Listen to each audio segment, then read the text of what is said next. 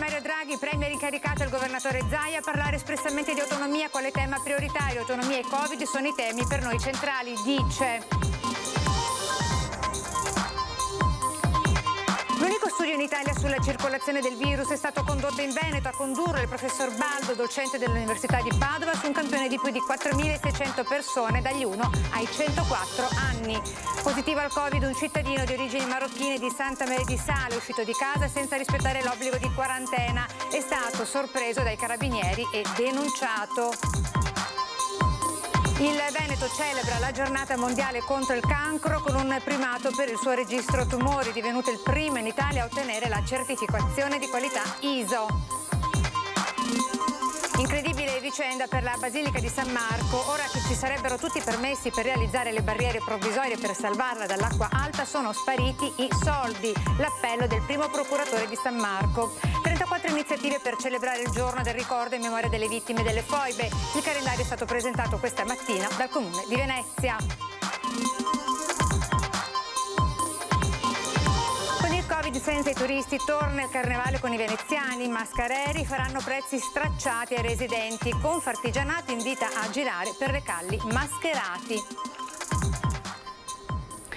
Buonasera, bentrovati con il TG di Venezia. L'avete sentito dai titoli in apertura, le consultazioni di Mario Draghi, quindi la politica, con le richieste del nostro governatore Zaia. Sentiamole.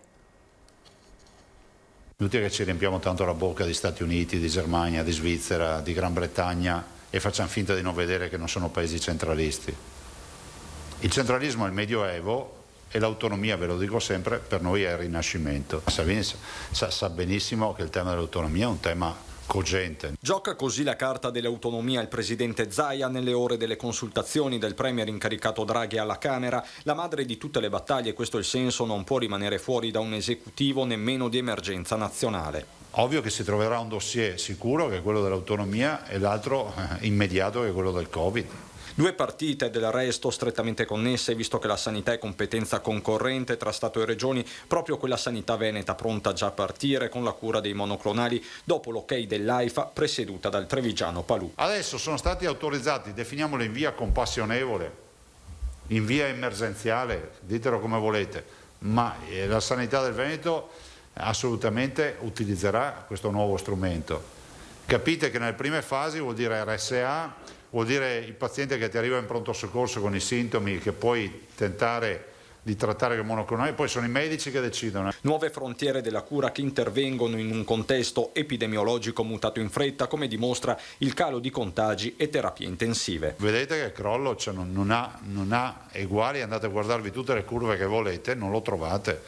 Magari andate a intervistare tutti quei fenomeni che ci hanno rotto le palle a dicembre, gli dite se vi spiegano sta curva qua, però per iscritto. Sul fronte dei vaccini è sempre Zaia a ribadire come non si debba rinunciare alle opportunità da qualunque paese arrivino, Russia o Cina che sia. Una macchina sanitaria, quella veneta, che resta in movimento e che sarà testata a Cortina con l'apertura dei mondiali di sci. Super tamponati tutti, i nostri atleti, verifiche, protocolli e tutto, però rendiamoci conto che anche quello è un'occasione, pur essendo a porte chiuse, mi metto nei panni dei cittadini che magari dicono vado, che sono lì e possono esserci, magari vado a vedere la gara all'arrivo, evitiamo l'assembramento, evitiamo di andarci a respirare l'aerosol. Ma tra chi e come si diffonde il coronavirus? Ce lo dice l'unico studio realizzato in Italia e condotto qui da noi in Veneto. Diciamo che l'abbiamo quasi raggiunto. Vi ricordo l'altra volta vi ho detto che il ciclista in fuga e noi stavamo cercando di prenderlo. Diciamo che siamo lì, fra poco lo prendiamo. Bravo. E dopo lo superiamo anche. Il ciclista in fuga è il Covid-19, ma la rincorsa della ricerca scientifica e medica sta per raggiungerlo e lasciarselo alle spalle. È la metafora con la quale il professor Vincenzo Baldo ha espresso ottimismo sull'evoluzione della pandemia. Su quanto e come sia diffuso il coronavirus in Veneto, dai dipendenti comunali ai clienti dei supermercati, Baldo, ordinario di igiene e medicina preventiva all'Università di Padova, ha condotto il primo studio a livello nazionale. Abbiamo tamponato alla fine 4.678 soggetti, 678, di questi il 98,7% era residente nella regione Veneto, il più giovane aveva 1 anno, il più esperto aveva 104 anni. Il campione, che rispecchiava proporzionalmente la distribuzione della popolazione in Veneto, è stato testato in 12 sedi diverse tra l'8 e il 27 gennaio, facendo riscontrare una positività al virus dello 0,3%. La quasi totalità dei positivi erano asintomatici e senza contatti con sintomatici. L'incidenza del coronavirus è stata poi divisa per gruppi. I clienti della grande distribuzione, i familiari dei soggetti appartenenti agli enti e altri che non erano, diciamo, quelli di passaggio, tra virgolette. Su questi abbiamo uno 0,58% di positivi. Mentre se andiamo a vedere chi lavora nella grande distribuzione aveva lo 0,19%, dopo abbiamo uno 0,20% per i dipendenti, i volontari della Croce Rossa, i dipendenti comunali abbiamo anche, che prima me l'ero dimenticato, abbiamo lo 0,11%, mentre nella Guardia di Finanza, perché è stato un altro degli enti che abbiamo tamponato, abbiamo avuto lo 0%. L'84% del campione si vaccinerà contro il Covid e tra chi non intende farlo i positivi erano lo 0,61%, il triplo rispetto agli altri, fermi allo 0,28%. Positivo al Covid un cittadino di origini marocchine di Santa Maria di Sale, uscito da casa senza rispettare l'obbligo di quarantena ed è stato sorpreso dai carabinieri. La violazione sulla quarantena, oltre alla segnalazione all'ULSS competente per il tracciamento di eventuali contatti, ha comportato anche una denuncia a suo carico. Ed oggi 4 febbraio, giornata mondiale contro i tumori, con il Veneto primo in Italia per il registro. Vediamo. Il registro tumori del Veneto è il primo in Italia ad aver ottenuto la certificazione di qualità. Un'eccellenza, tanto che lo scorso anno ha concluso un progetto unico tra le regioni più popolose della nazione, la registrazione centralizzata dei tumori nei 5 milioni di veneti. È un registro che grazie al direttore scientifico, il professor Rugge, dispone tantissimi dati, riesce a fare non solo massa critica di tutti questi dati, ma anche ricerca e quindi anche per patologie poi riuscire a dare delle definizioni. Il Veneto, ricordiamo, è anche una rete molto importante in campo oncologico e i numeri ci dicono che purtroppo però è una patologia molto diffusa, circa sono 31.000 i casi all'anno e i più diffusi sono sicuramente quello maschile, la prostata e quello la mammella, invece per quanto riguarda le donne. Non è l'unica buona notizia nel giorno in cui si celebra la giornata mondiale contro il cancro. Il mondo dell'oncologia veneta ha infatti studiato il rapporto tra tumori e Covid-19. Dalle analisi effettuate su 84.246 veneti sottoposti a tampone per la ricerca del virus,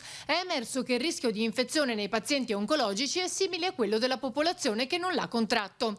Nei pazienti positivi è sensibilmente maggiore il rischio di complicanze. Questi eventi negativi sono risultati più frequenti nei pazienti con diagnosi di tumore più recente, negli ultimi 2 anni, ma rispetto alla popolazione generale il rischio è rimasto più elevato anche in quelli con una diagnosi più lontana nel tempo. Il Veneto è impegnato sulla ricerca, è impegnato anche tramite il CORIS, il consorzio di tutte le aziende sanitarie che si occupa appunto di ricerca, con diversi progetti in questo campo, ma soprattutto poi è impegnato anche quotidianamente, ricordiamolo, all'interno degli hub, all'interno delle due aziende ospedaliere, anche mettendo a disposizione, ricordiamo, le attrezzature di ultimo livello.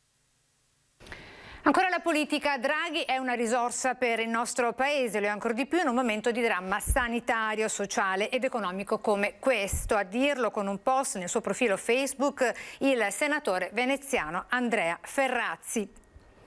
Ed ora lo studio della Confcommercio sulla ristorazione e sull'ospitalità nel Veneto orientale. Fatturato abbattuto del 40% e centinaia di lavoratori stagionali non assunti con danni economici e sociali per molte famiglie che vivevano di questa occupazione. Emerge dall'analisi del centro studi di Confcommercio. Dopo aver evidenziato la perdita di almeno 35 milioni di euro nel solo mese di dicembre, per il settore della ristorazione in Veneto orientale ora i riflettori sono puntati sulla distribuzione all'ingrosso. Il fatto che il decreto ristori, i vari aiuti statali non hanno riguardato i distributori, i grossisti. Il governo si è concentrato sul consumatore finale e sull'esercente, il pubblico esercizio, quindi ristoranti e bar, con ristori peraltro molto modesti, però non ha stanziato nulla per la catena, la filiera, quindi il grossista è stato lasciato completamente fuori. Nella città metropolitana sono complessivamente 5.267 le attività, di cui 745 operanti nel settore alimentare. Di queste, 76 si occupano di distribuzione di bevande e 169 di altri prodotti alimentari. Imprese in ginocchio e centinaia di lavoratori non assunti e molti altri in cassa integrazione. L'assunzione di lavoratori stagionali in questo settore non c'è stata proprio all'inizio, per i mesi di maggio e giugno, poi molte aziende per i mesi luglio e agosto hanno cercato di fare il possibile con le forze che avevano a disposizione, quindi si parla di centinaia di lavoratori stagionali che non sono stati assunti durante il 2020. Purtroppo questo comporta anche per molti casi l'impossibilità di accedere agli aiuti poi durante l'inverno, il sussidio di disoccupazione in sostanza. Quindi mancando i contributi versati durante l'estate non hanno possibilità di accedere alla NASPI durante l'inverno. Di questo passo il rischio di chiusura è elevato. Il rischio è che una crisi di questo genere, protratta per tempo e senza nessun tipo di aiuto, possa mettere in ginocchio le imprese stesse e causare chiusure e perdite definitive di un patrimonio, di una filiera distributiva che è importantissima.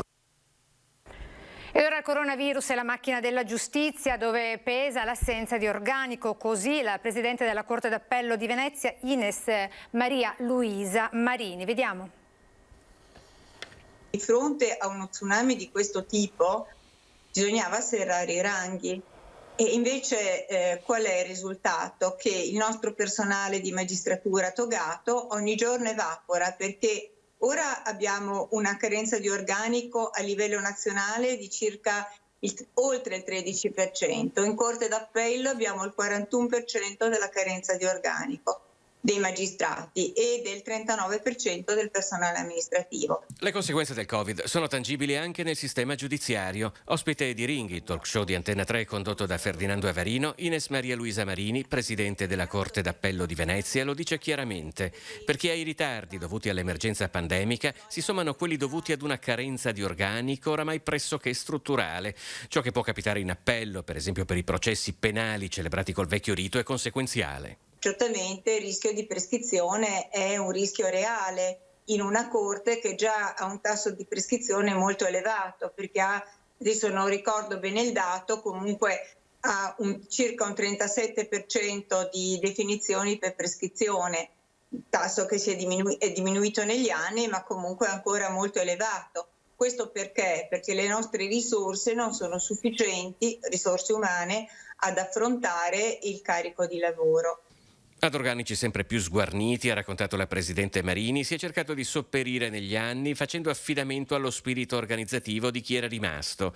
Ma quella della carenza di personale deve essere la prima questione da risolvere nel campo della giustizia, prima di qualsiasi altra riforma, pur necessaria, di cui già si discute. Il personale amministrativo era dal 1998 che non facevano più concorsi, quindi il personale a poco evaporato perché è andato in pensione e ci siamo ridotti ora in questa situazione. Lei pensi che in Corte abbiamo il 39% di scoperture, i dati sono di pochi giorni fa, e nel distretto il 29% di scopertura del personale amministrativo. Quindi io dico che se una macchina è programmata per andare con 100 litri di benzina, non può andare con 60.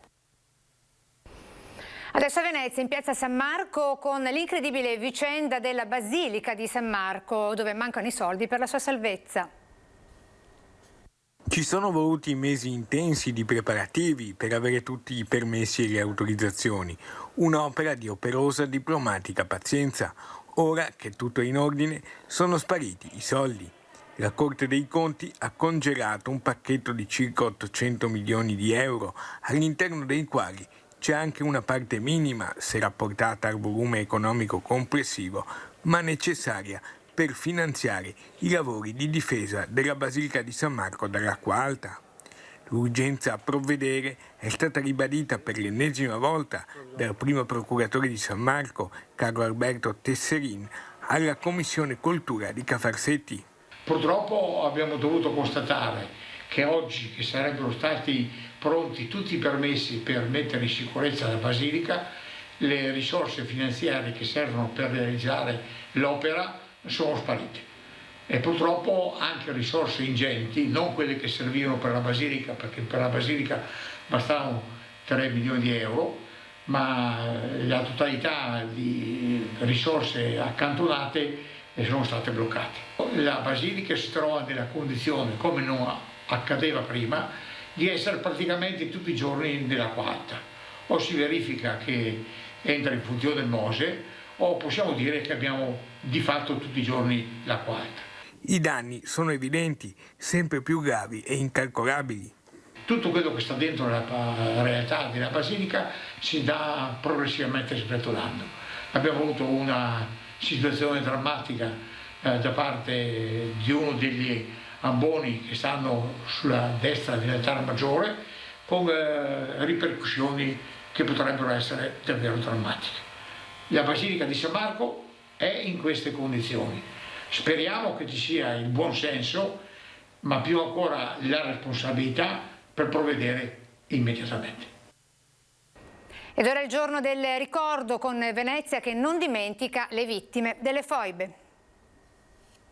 Nonostante il perdurare dell'emergenza sanitaria, anche quest'anno il Comune di Venezia, che peraltro è sempre stato sensibile al tema delle foibe, ancor prima del riconoscimento nazionale del 2004, riproponiamo al territorio tutta una serie di iniziative, riproponendo appunto dal mese della memoria passiamo al mese del ricordo. La pandemia non ferma le iniziative in occasione del 10 febbraio, il giorno dedicato alla commemorazione di migliaia di persone che tra il 1943 e il 1947 furono catturate, torturate, uccise e gettate talvolta vive nelle foibe. Un'altra dolorosa pagina di storia, troppo a lungo dimenticata. Venezia ancora una volta si rende partecipe, portavoce di un grande messaggio della memoria. Fa della memoria un caposaldo di civiltà, di rispetto dinanzi a dei drammi e delle tragedie che hanno colpito il nostro paese, ma direi l'intera umanità. Il programma di iniziative, ben 34, è stato presentato nel corso di una conferenza online a cui ha preso parte anche Alessandro Cuc, presidente dell'Associazione Nazionale Venezia, Giulia e Dalmazia. Ci saranno incontri online, conferenze, film e cerimonie.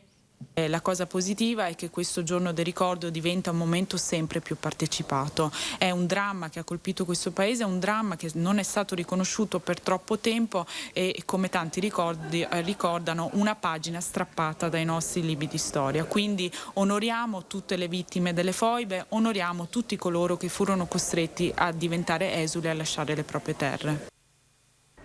A Venezia con il carnevale a prezzi stracciati anche per i non veneziani. Le contapersone che dovrebbero cominciare a dare i primi dati per Carnevale. Un anno fa, alla vigilia di Carnevale, l'allora assessore al turismo Paola Mar annunciava l'esordio di contapersone per poter prevedere intasamenti e relative deviazioni su percorsi alternativi delle folle oceaniche che avrebbero stipato ogni metro quadro di Venezia. Tra le poche certezze portate dal Covid c'è che di contapersone questa volta non ci sarà bisogno, ma la temporanea mancanza di turisti non cancella una tradizione che dovrebbe essere rivolta innanzitutto ai veneziani, come hanno pensato alla Confartigianato. Abbiamo proposto alle categorie del mascheramento, gli artigiani maschereri e costumisti, di fare un mini catalogo di un mascheramento base, un tricorno, una maschera, bauta o colombina e un mantello a prezzi stracciati, in modo tale da consentire ai veneziani che si recano nei negozi con carta d'identità o IMOB di mascherarsi e di andare mascherati al lavoro o anche dal Biavarol in qualsiasi posto, senza assembramenti e nel pieno rispetto delle norme anti-Covid. Il direttore di Confartigianato Venezia, Gianni De Chechi, parla di un recupero del carnevale come era una volta. In fondo il carnevale è nato per i veneziani, per i bambini che giocano nei campielli. Domenica in piazza San Marco ci sarà un contest fotografico, quindi senza assembramenti, 50 persone, non più. Lo abbiamo chiamato lo scatto della resilienza, quindi gli operatori del settore, le associazioni che hanno collaborato si incontreranno per scattare una foto del Carnevale dei Veneziani. E si arricchisce di un nuovo interessante capitolo, il mistero dei mattoni del vecchio campanile di San Marco. Ci racconta tutto lo scultore veneziano Giorgio Bortoli. Da oltre 30 anni lo scultore veneziano Giorgio Bortoli lavora con i mattoni del campanile di San Marco, crollato nel 1902. Reperti trovati sott'acqua nel mare Adriatico più di 30 anni fa. Si arricchisce così di un nuovo interessante capitolo che aumenta il mistero, la storia del ritrovamento dei mattoni, sempre del vecchio Paron de Casa, trovati circa un mese fa sulla spiaggia del Lido. Li utilizzo da quasi 30 anni, come potete vedere questo frammento, poi il campanile che io piccolino ho messo sopra. Li utilizzo per varie sculture da tanti anni.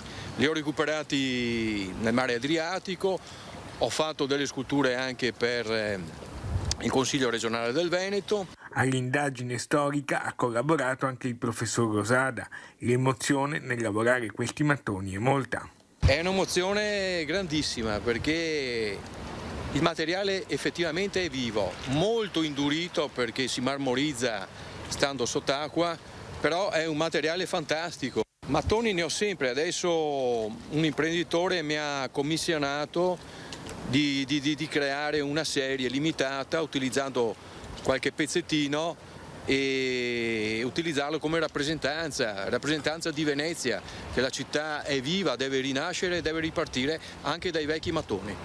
E da Venezia il vecchio leone di San Marco è pronto a ruggire per partecipare alla volata verso le Olimpiadi di Cortina 2026. Un leone freudiano, un grande leone che porterà tutto il Veneto, tutto il Triveneto verso Cortina. Ci sono varie tappe, sarà itinerante e sarà una grossa novità. Termina qui questa edizione veneziana dei nostri telegiornali in diretta. Ci salutiamo con le previsioni del tempo. Arrivederci.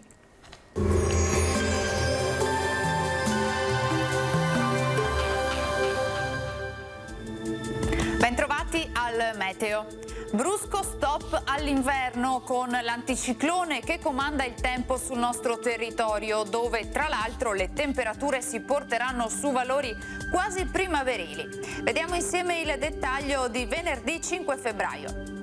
Sul Veneto il cielo risulterà piuttosto nuvoloso, con nubi basse e nebbie in pianura un po' per tutto l'arco della giornata. Non si esclude anche una locale e leggera piovigine. Foschie anche fitte al mattino e soprattutto in serata. Clima mite, decisamente fuori stagione, con temperature minime tra 4 e 7 gradi, valori massimi compresi invece tra i 9 e i 12 gradi all'incirca. Ci spostiamo ora sul Friuli Venezia Giulia, dove avremo molte nubi con cielo grigio e fosco, qualche nebbia al mattino, anche occasionali piovaschi a carattere sparso, soprattutto nel corso del pomeriggio. Temperature minime tra 5 e 9 gradi, massime invece sugli 11-12 gradi. Diamo uno sguardo infine alla situazione del Trentino Alto Adige. Anche qui il cielo sarà coperto, foschie soprattutto sui settori meridionali, possibili schiarite invece sul resto della regione. Temperature minime intorno ai 3-4 gradi, massime invece sui 10 all'incirca. Dal meteo di Antenna 3 per ora è tutto, grazie per l'attenzione e arrivederci.